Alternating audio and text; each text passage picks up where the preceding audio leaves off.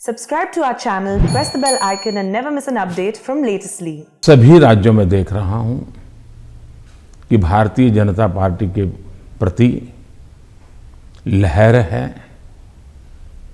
भारी बहुमत से भारतीय जनता पार्टी जीतेगी और भारतीय जनता पार्टी को सेवा करने का मौका इन सभी 5 राज्यों की जनता देगी।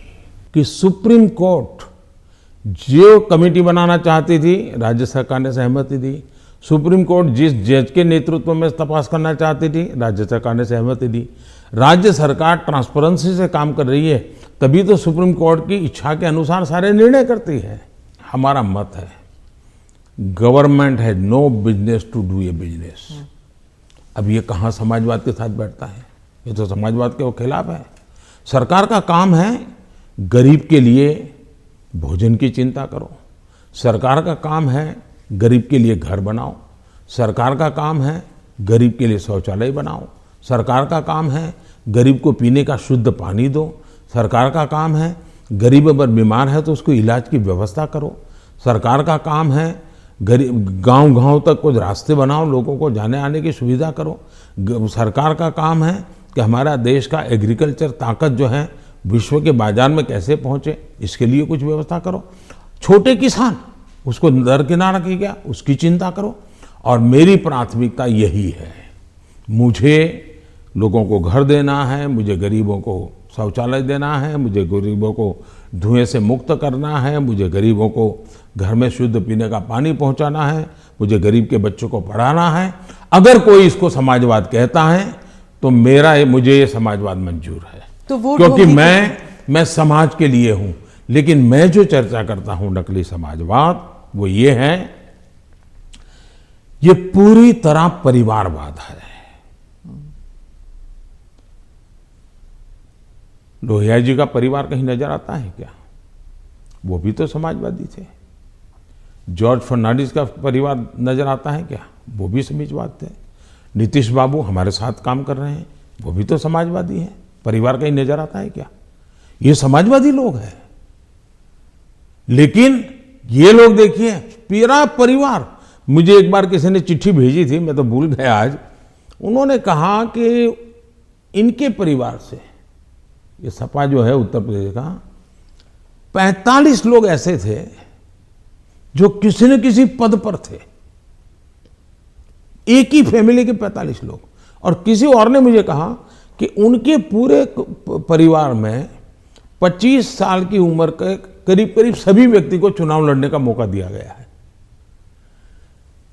क्या ये परिवारवाद का लोकतंत्र के लिए खतरा है? इसलिए मैं कह रहा हूं, एक परिवार से अनेक लोग जनता के बीच में जाएं, एक परिवार से 2 लोग जाएं, 3 लोग जाएं और जनता उनको चुनाव करके भेजे, वो एक राजनीति का पहलू है।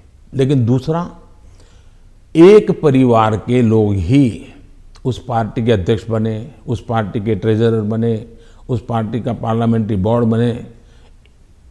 पिताजी अगर नहीं कर सकते हैं तो बेटा अध्यक्ष बने, बेटा नहीं कर सकता है और बूढ़ा हो गया है तो उसका बेटा अध्यक्ष करे, पिता नहीं रहे तो पुत्र करे।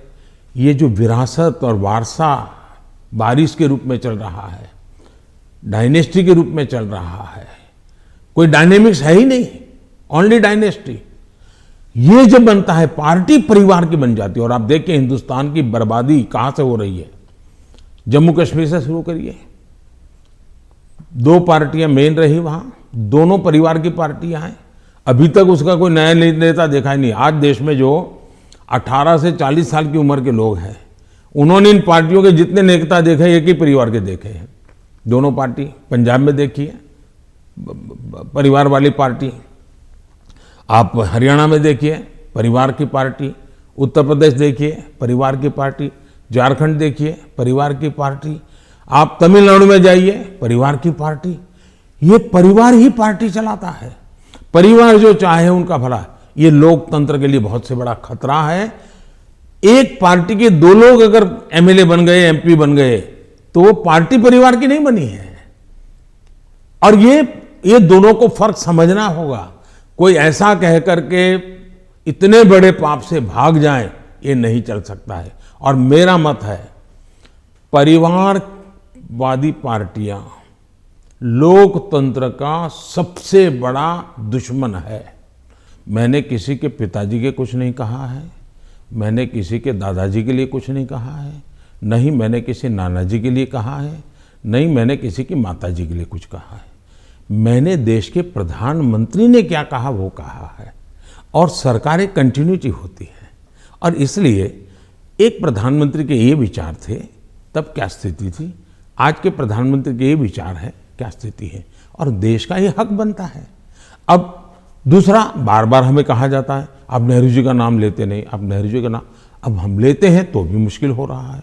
मुझे समझ नहीं आ रहा है कि इतना डर किस बात का है। ये दो लड़कों वाला खेल तो हमने पहले भी देखा था, और इतना अहंकार था कि उन्होंने गुजरात के दो गधे ये शब्द प्रयोग किया था, और उत्तर प्रदेश की जनता ने उनको हिसाब दिखा दिया।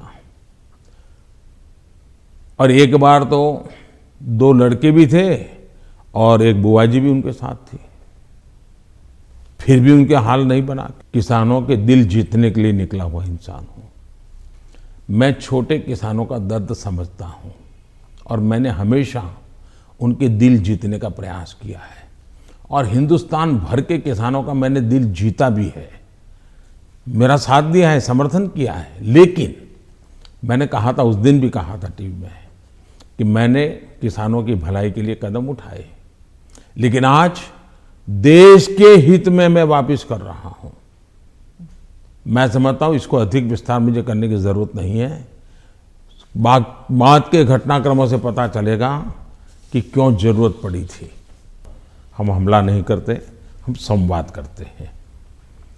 वाद विवाद भी होता है, टोका टाकी भी होती है, और वो विषय मैं बहुत हंसते हुए इसको स्वीकार करता हूँ। मैं इसके कारण मुझे कोई नाराजगी नहीं होती, और मैंने हर विषय के तथ्य दिए हैं, हर विषय को तथ्यों के आधार पर बात की है। कुछ विषयों पर सदन में हमारे विदेश मंत्रालय ने विस्तार से कहा है, कुछ विषयों पर हमारे रक्षा मंत्रालय ने विस्तार से कहा हुआ है, और कुछ विषयों पर जरूरी जहां था वहां मैंने भी कहा है। और इसलिए इस प्रकार से जो सुनते ही नहीं है, जो सदन में बैठते ही नहीं है, अब उनकी कमेंट पर मैं जवाब क्या दूंगा।